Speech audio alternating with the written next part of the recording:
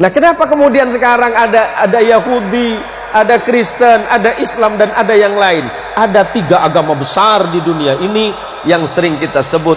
Kalau kita mengacu kepada 3 agama besar ini, mulai dari Yahudi, kemudian Kristen, dan yang paling terakhir adik bungsu namanya Islam.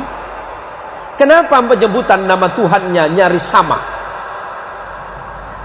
Yahudi menyebutnya sebagai El, karena Ibrahim. Taurat menyebutnya Abraham, Injil menyebutnya Abraham, Quran menyebutnya Ibrahim. Ibrahim bukan bangsa Arab, jangan terkecoh. Ibrahim itu bukan bangsa Arab. Kalau Ibrahim itu bangsa Arab, berarti bangsa Yahudi juga Arab. Bukan. Ibrahim itu berasal dari Mesopotamia, yang kemudian sering kita sebut sebagai Irak hari ini, atau dulu sering kita sebut Babilonia. Ibrahim lahir di satu tanah yang bernama Urul Kaldania.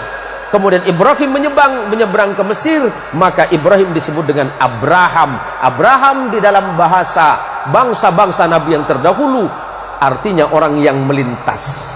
Apa yang dilintasi?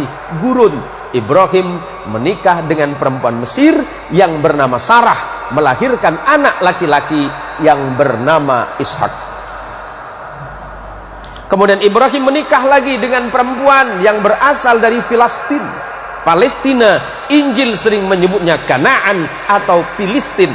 Punya anak laki-laki namanya Ismail. Maka ujung El itu menunjukkan Tuhan. Kalau ada nama Daniel, Samuel, yang LLLL itu berarti Tuhan di dalam bahasa Ibrani. Kemudian anak keturunannya, saya singkat saja. Ibrahim punya anak namanya Ishak, menurunkan anak laki-laki namanya Jacob di dalam Injil. Quran menyebutnya Yakub. Kemudian Allah menyebutnya Israel, Injil menyebutnya Israel. Ezra artinya kekasih, El artinya Tuhan, karena Yakub adalah kekasih Tuhan atau kekasih Allah. Yakub punya anak 12 orang bersaudara yang sering disebut sebagai Bani Israel, karena anak keturunan Yakub. Yakub disebut Israel, anak Yakub disebut Bani Israel. Siapa? 12 orang. Yusuf bersaudara, abangnya Yusuf bernama Lewi. Lewi punya anak namanya Imran. Imran punya anak namanya Moses dalam Injil. Quran menyebutnya Musa. Dan punya adik yang bernama Harun. Adik Lewi namanya Yahuda, yang kelak menjadi cikal bakal nama agama Yahudi. Yahuda punya keturunan terus, salah satunya bernama David. Di dalam Injil disebut sebagai the King of David. David punya anak namanya King of Salomo.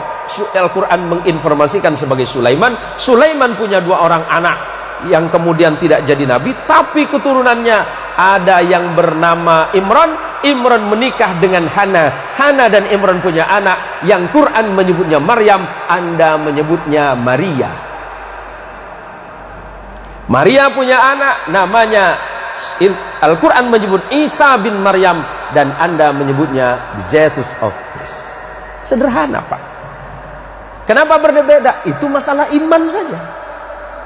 Hari ini kita tidak sedang mempertentangkan iman, tetapi bagaimana kemudian kita merajut perbedaan-perbedaan yang ada untuk menjadi sebuah sumber kekuatan bagi sebuah bangsa besar yang bernama manusia. Lebih-lebih kita adalah bangsa Indonesia yang luar biasa. Tepuk tangan untuk Indonesia, Pak.